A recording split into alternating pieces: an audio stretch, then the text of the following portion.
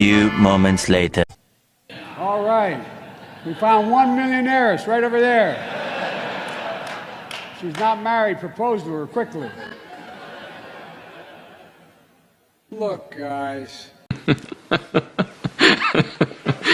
How embarrassed. Wait, what? Wealthiest America is the biggest corporation, and I come from the corporate capital of the world. Delaware has more corporations incorporated in the state than every other state in the United States of America combined.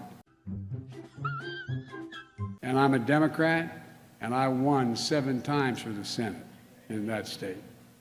It's just paying your fair share and cutting the subsidies for special interests. Why are we subsidizing oil companies?